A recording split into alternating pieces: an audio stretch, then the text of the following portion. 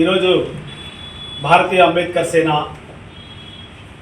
నిర్వహిస్తున్నటువంటి ఈ పాత్రికేయుల సమావేశంలో పాల్గొన్నటువంటి ప్రింట్ అండ్ ఎలక్ట్రానిక్ మీడియా మిత్రులకి ముందుగా జయభీములు.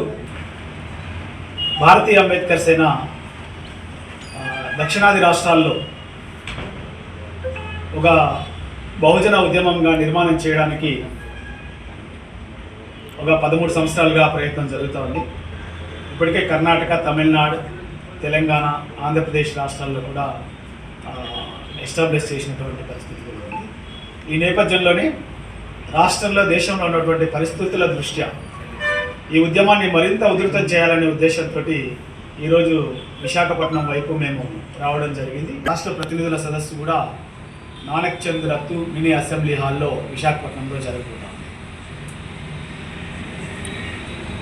దేశానికి స్వాతంత్రం సిద్ధించి 7 దశాబ్దాలు దాటిపోయినా కూడా ఈ దేశంలో మెజారిటీ ప్రజలుగా ఉన్నటువంటి ఎస్సీ, ఎస్టీ, బీసీ, మైనారిటీ, అగ్రకులాల్లో ఉండబడేటటువంటి పేదలు, ఈ వర్గాలకు ఈ ప్రభుత్వాలు ఏం చేయలేదనే విషయము చాలా సుస్పష్టంగా మనం అర్థం చేసుకోవచ్చు.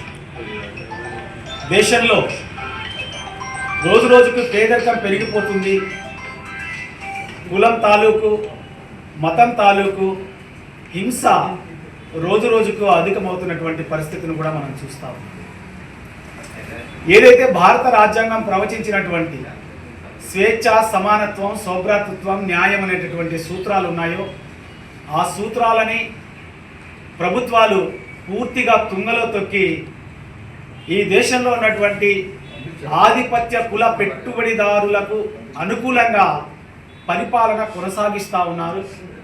అందువల్లనే దేశంలో రోజు రోజుకు పేదరికం పెరిగిపోతుంది, నిరుద్యోగం పెరిగిపోతుంది, కుల వివక్ష వేరే ఆధునిక రూపాలలో విశృంఖలంగా ఈరోజు విజృంభిస్తూ ఉంది. అదేవిధంగా ఏ రంగాన్ని తీసుకున్నా మౌలిక రంగాల్లో పెద్దగా మార్పు ఎక్కడ మనకు కనిపించినటువంటి పరిస్థితి కూడా లేదు. ఈ నేపథ్యంలో భారతదేశంలో ఒక కొత్త విప్లవానికి నాంది పలకాల్సినటువంటి ఆవశ్యకత ఉంది. ఎందుకంటే మన రాష్ట్ర విషయానికి వచ్చినప్పుడు రాష్ట్రంలో పేద ప్రజల మెజారిటీ వర్గాల 85% ఉన్నటువంటి పేద ప్రజల అజెండా అనేది ఒకప్పుడు సాయుధ పోరాటాన్ని నడిపినటువంటి విప్లవకారులు మాట్లాడేవాళ్ళు. సాయుధ పోరాటం మీద నిషేధం విధించిన తర్వాత, సాయుధ పోరాటాన్ని అణచివేస్తూ వచ్చిన తర్వాత, సాయుధ పోరాటానికి గలం లేకుండా చేసిన తర్వాత ఆంధ్రప్రదేశ్లో వచ్చినటువంటి ఒక గొప్ప ఉద్యమం దళిత మహాసభ. దళిత మహాసభ అనేది కూడా ఒక సంక్షోభంలోకి నెట్టబడింది.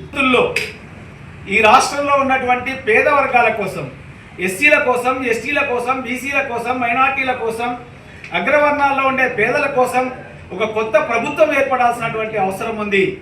ఆ కొత్త ప్రభుత్వం ఏర్పడడానికి వీలుగా రాష్ట్రంలో విస్తృతంగా ఒక ప్రచారం జరగాల్సినటువంటి అవసరం ఉంది.